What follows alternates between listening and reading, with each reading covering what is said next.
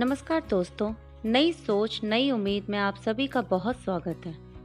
Doctor APJ Abdul कलाम और इनके जीवन से जुड़ी कई रोचक जानकारियां आज मैं आपके साथ शेयर करने जा रही हूं।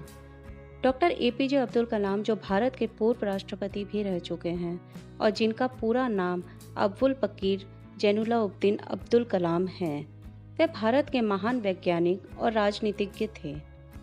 इन्होंने भारत के मिसाइल और परमाणु हथियार कार्यक्रमों में अहम भूमिका निभाई है। भारत के परमाणु ऊर्जा क्षेत्र में अहम किरदार निभाने के कारण अब्दुल कलाम जी को भारत का मिसाइल मैन भी कहा जाता है। परमाणु हथियार कार्यक्रमों में सम्मिलित होने के कारण डॉक्टर अब्दुल कलाम जी को भारत का सर्वोच्च नागरिक पुरस्कार भी प्रदान किया गया था। हालांकि अब वो हमारे बीच नहीं हैं, लेकिन भारत देश उनके द्वारा किए गए कामों, योगदान और राष्ट्रपति के रूप में उनके कार्यकाल को हमेशा याद रखेगा। अब्दुल कलाम जी का जन्म तमिलनाडु में रामेश्वरम के तमिल मुस्लिम परिवार में 15 अक्टूबर 1931 को हुआ था। इनके पिता का नाम जैनुलाब्दीन था, जो पेशे से नावों को किराए पर देने और बेचने का काम करते थे। कलाम जी के पिता अनपढ़ थे, पर उनके विचार आम सोच से कहीं ऊपर थे।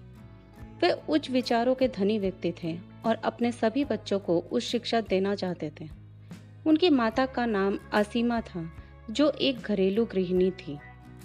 अब्दुल कलाम कुछ 5 भाई बहन थे, जिसमें 3 बड़े भाई और 1 बड़ी बहन थी। जब अब्दुल कलाम जी का जन्म हुआ, तब उनका परिवार गरीबी से जूझ रहा था। परिवार की मदद करने के लिए डॉक्टर एपीजे अब्दुल कलाम ने छोटी सी उम्र में ही अखबार बेचने का काम शुरू कर दिया था।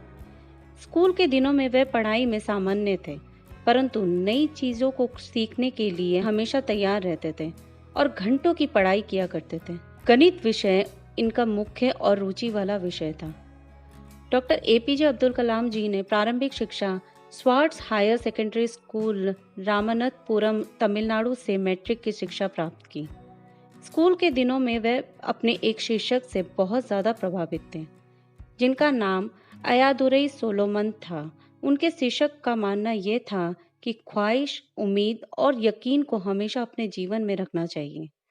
इन मूल मंत्रों पर काबू करना बहुत जरूरी है।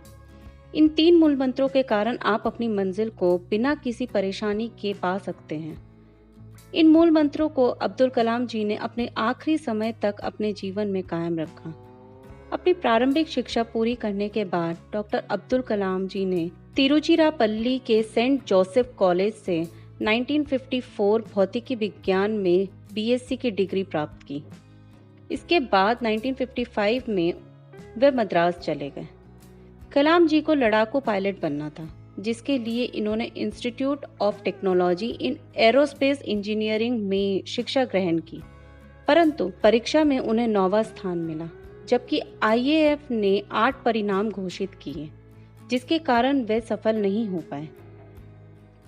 ग्रेजुएशन की पढ़ाई पूरी करने के बाद डॉक्टर एपीजे अब्दुल कलाम एक प्रोजेक्ट पर काम करने लगे थे और प्रोजेक्ट इंचार्ज ने रॉकेट के मॉडल मात्र 3 दिन में पूरा करने का समय दिया था और साथ में ये भी कहा था कि अगर वह मॉडल ना बन पाया तो उनकी स्कॉलरशिप रद्द हो जाएगी। फिर क्या था, अब्दुल कलाम जी ने ना रात देखी, ना ही दिन देखा, ना भूख देखी, ना ही प्यास देखी। मात्र 24 घंटे में अपने लक्ष्य को पूरा किया और रॉकेट का मॉडल तैयार कर दिया। प्रोजेक्ट इंचार्ज को विश्वास नहीं हुआ कि यह मॉडल इतनी जल्दी पूरा हो जाएगा। उस समय मॉडल को देखकर प्रोजेक्ट इंचार्ज भी आश्चर्यचकित हो गए थे। इस प्रकार डॉक्टर एपीजे अब्दुल कलाम ने अपने जीवन में कई चुनौतियों का डटकर सामना किया। ग्रेजुएशन की पढ़ाई पूरी करने के बाद कलाम जी रक्षा अनुसंधान और विकास संगठन में एक वैज्ञानिक के रूप में शामिल हुए। इन्होंने प्रसिद्ध वैज्ञानिक विक्रम साराभाई के साथ भी काम किया। 1969 में डॉक्टर एपीजे अब्दुल कलाम इसरो आ गए और वहां पर इन्होंने परियोजना निर्देशक के पद पर काम किया। इसी पद पर काम करते समय भारत का प्रथम उपग्रह रोहिणी पृथ्वी की कक्षा में वर्ष 1980 में स्थापित किया गया। इसरो में शामिल होना डॉक्टर एपीजे अब्दुल कलाम के लिए बहुत ही सौभाग्य की बात थी, क्योंकि उनको ऐसा लगा कि जिस उद्देश्य के लिए वे जी रहे हैं, उनका वह उद्देश्य पूरा होने लगा है। वर्ष 1963-64 में अब्दुल कलाम ने अमेरिकी संगठन नासा में भी दौरा किया। भारत के प्रसिद्ध परमाणु वैज्ञानिक राजा रमन्ना ने पहला परमाणु परीक्षण किया, जिसमें कलाम जी को परीक्षण करने के लिए बुलाया गया। 1970-80 के दशक में डॉक्टर अब्दुल कलाम अपने कार्यों की सफलता के कारण देश के प्रसिद्ध वैज्ञानिक बन गए और ख्याति बढ़ने के कारण उस समय की प्रधानमंत्री श्रीमती इंदिरा गांधी ने अपने कैबिनेट की मंजूरी के बिना ही कुछ गुप्त कार्यों के लिए अनुमति दे दी थी।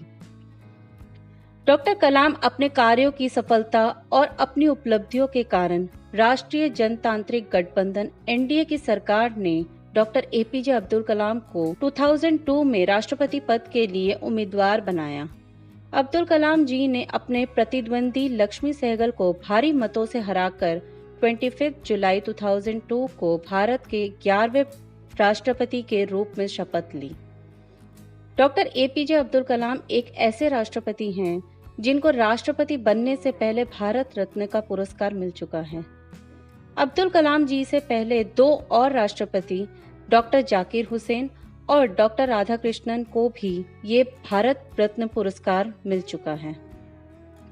राष्ट्रपति के दायित्व से मुक्ति होने के बाद डॉक्टर कलाम कई शैक्षणिक संस्थानों में मानद फेलो व एक विजिटर प्रोफेसर बन गए थे। उन्होंने बनारस हिंदू यूनिवर्सिटी जैसे मानी यूनिवर्सिटी में भी सूचना प्रौद्योगिकी में कार्य किया। कलाम हमेशा से ही देश के युवाओं के लिए प्रेरणा स्रोत रहे हैं। डॉक्टर कलाम हमेशा से युवाओं के भविष्य को बेहतर बनाने के लिए कई तरह के प्रयास करते रहे हैं।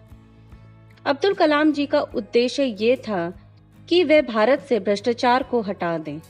देश के युवाओं ने उनकी लोकप्रियता को देखकर डॉक्टर अब्दुल कलाम को 2 बार MTV youth icon of the year award से नवाजा था।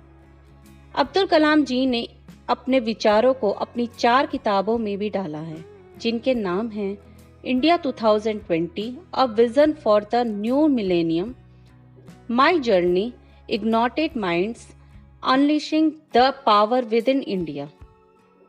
इन पुस्तकों को विदेशी भाषाओं और भारत के कई अन्य भाषाओं में अनुवाद किया जा चुका है।